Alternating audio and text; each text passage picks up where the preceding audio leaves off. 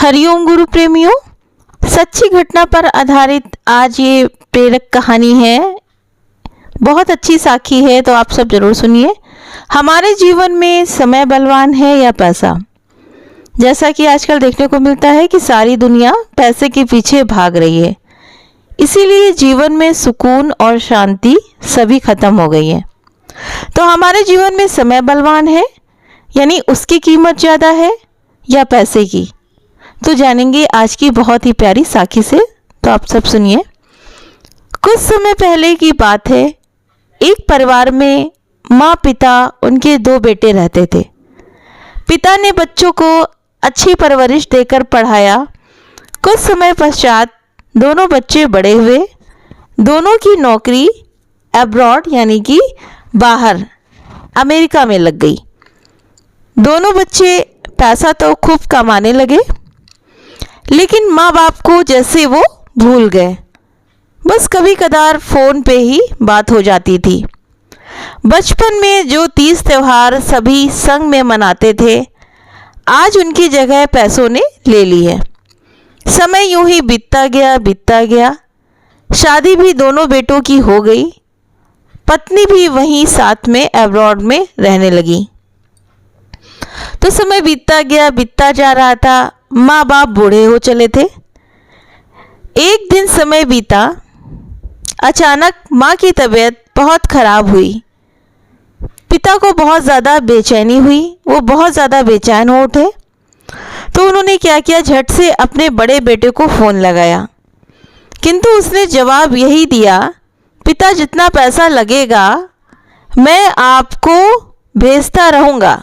बेटे ने क्या कहा,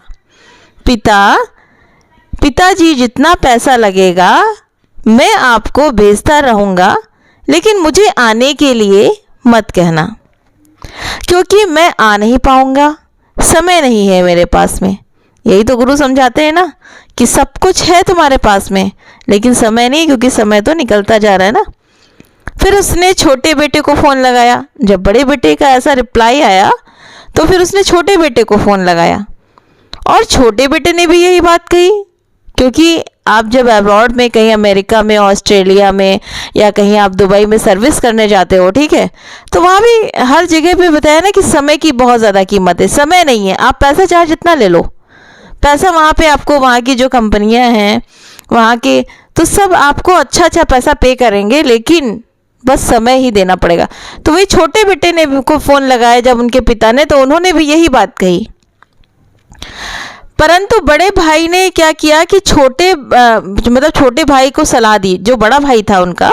तो जब छोटे भाई को फ़ोन लगाया तो छोटे भाई ने फिर क्या किया, बड़े भाई को फ़ोन लगाया। तो बड़े भाई ने यही सलाह दी कि छोटा बेटा, तो उसने कहा कि ठीक है मैं फ़्लाइट से चला जाता हूँ माँ के पास में। तो वो आया, तो इंडिया वापस आया, लेकिन तब तक क्या हुआ कि बहुत देर हो चुकी थी, माँ ख़त्म हो चुकी थी। तो छोटे बेटे को बहुत सारा पैसा देकर बड़े भाई ने ही भेजा था, लेकिन पैसा क्या काम आया, नहीं आया। उसने कहा कि छोटे भाई से कि आप चले जाओ, लेकिन जब तक वो आया तब तक उनकी माँ जो थी वो उनकी डेथ हो चुकी थी। तो यहाँ पर पैसा लेके बहुत सारा है, क्योंकि बड़े भाई ने बहुत सारा पैसा दिया था, लेकिन वो पैसा काम नहीं आया। ये सब देखकर जो उनके पिता थे वो बहुत ज़्यादा परेशान हो चुके थे, लेकिन अब वो अकेले रह गए थे। होता नहीं है कि जीवन साथी साथ में कब तक साथ रहता है, तो जब ऐसा हुआ तो वो बहुत ज़्यादा रोने लगे और फिर वो अकेले रह गए। तो कुछ समय बीता, तो छोटा बेटा फिर क्या हुआ, कुछ दिन तो रहा वो, फिर उसने कहा पापा मेरे पास समय नहीं है और मुझे वापस जाना पड़ेगा। फिर वो अब्रॉड जाने की अपनी तैयारी करने लगा। ये सब देखकर जो पिता थे वो अंदर ही अंदर तड़पने लगे कि मेरी पत्नी तो साथ छोड़कर चली गई है, और अब बड़ा बेटा तो वही है, और जो छोटा बेटा आया था तो वो भी जा रहा है। तो पिता के मन में आया, तो उसने चुपके से अपने छोटे बेटे के लिए एक पत्र लिखा, जो कि बेटा वहाँ पे उस समय मौजूद था। बेटा क्या लिखा था उसमें पत्र में, जरा ध्यान से सुनिएगा। बेटा तू अपना काम छोड़कर यहाँ आया, माँ को अंतिम समय देख नहीं पाया, लेकिन तेरे द्वारा माँ का क्रियाकर्म तो हुआ। ये पिता के शब्द थे उस लेटर में। अब एक गुजारिश है तुझसे, फिर तुझे समय मिले या ना मिले तो मेरा भी क्रियाक्रम करके ही जाना, ये पिता ने कहा। क्योंकि वो देख रहा था ना कि उसके दोनों बेटे कितना पैसे कमाने में मस्त हो गए। यही है कि गुरु समझाते हैं कि बच्चों को अच्छी सीख दो ताकि वो माँ बाप को ना भूलें। तो ये लिखा, इतना लिखकर वो क्या हुआ कि चिट्ठी लिखकर बेटे के कमरे में रखकर अपने कमरे में चला जाता है।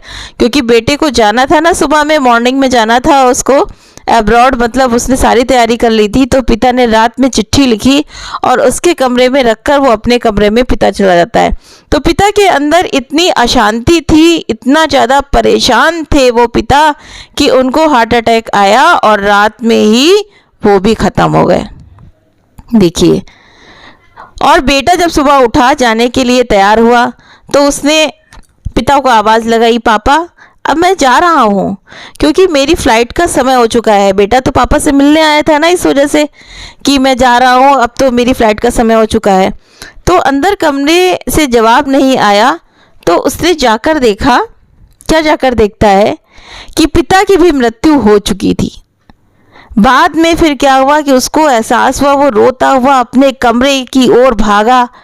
बड़े भाई को उसने फ़ोन करने के लिए उसकी निगाह उस समय फटाफट मतलब फ़ोन करने के लिए अपना फ़ोन उठाने के लिए जैसे ही वो हाथ बढ़ाया तो उसने देखा कि उसकी नज़र पड़ी उस लेटर पे जो पिता ने रखा था। तो पिता ने लेटर रखा तो था लेकिन उसकी निगाह नहीं पड़ी थी। लेकिन जैसे ही उसकी निगाह पड़ी तो उसके पिता ने मरने से पहले उसके लिए जो चिट्ठी लिखी थी तो पढ़ी तो वो फूट कर इतना ज़्यादा रोने लगा। तब उसको समझ में आया कि माँ बाप की कीमत क्या होती है।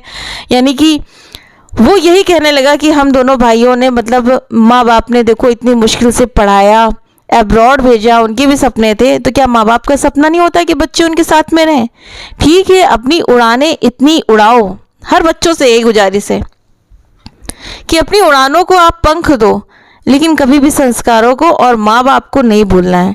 आप कहीं भी रहो, पैसा ही हर चीज़ नहीं होती है। हर चीज़ क्या होती है कि एक संस्कार होते हैं, माँ बाप का प्यार होता है।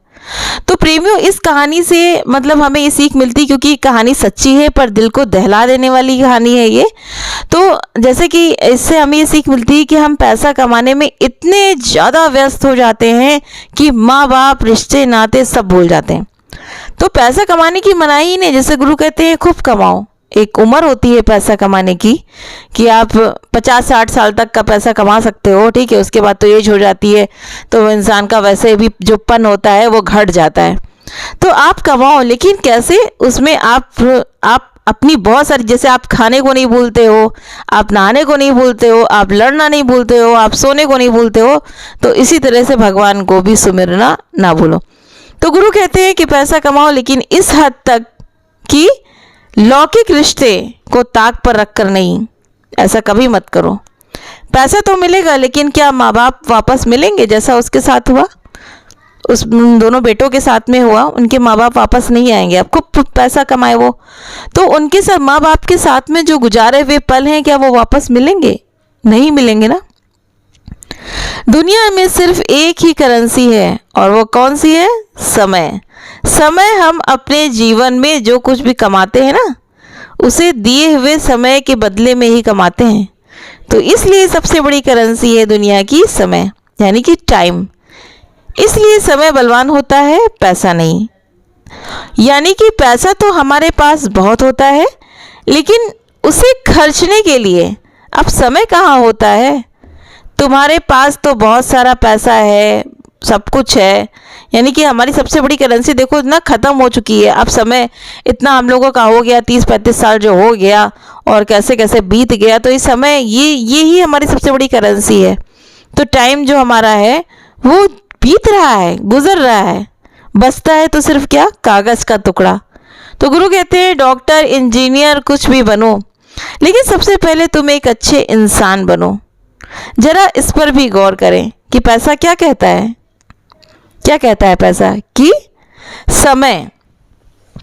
समय जो है उसको आप समझिए, ठीक है। समय को बर्बाद मत करिए, पैसों को कमाओ लेकिन रिश्तों को ताक पर रखकर नहीं। गुरु की एक सीख याद रखो, पैसा कमाओ ईमानदारी से और उसे खर्चो समझदारी से। तो हमारे जीवन में पैसा, रुपया, धन कभी भी रुकावट नहीं बनेगा, इतना ध्यान रखिए। और फिर पैसा कमाने की गुरु ने कभी मनाही नहीं की है। और उसकी, क्योंकि हम तो यहाँ पे शरीर रूप में है ना, हम तो यहाँ पे मनुष्य योनि में है, तो अगर हम कमाएंगे नहीं तो फिर खाएंगे क्या? अपने बच्चों का पालन पोषण है क्या नहीं करेंगे?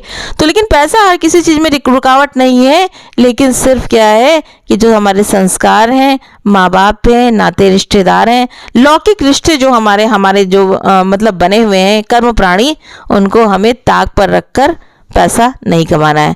तो अगर कैसी लगी आपको कहानी, आपके प्यारे प्यारे कमेंट्स मुझे बहुत अच्छे लगते हैं। आप लोग कमेंट्स करते हो, बताते हो, प्रश्न पूछते हो, ठीक है। और गुरु माँ देखिए उसका जवाब भी देती हैं। तो आप सब मतलब आप कमेंट करके मुझे ज़रूर बताइएगा कि आपको ये साखी आज की कैसी लगी। और अगर अच्छी लगी आपको, अगर और कोई साखी सुननी हो, किस पर सुननी है, तो आप प्लीज़ मुझे कमेंट करके ज़रूर बताइएगा। और आप सभी को बहुत सारा प्यार। हरिओम दत्सत।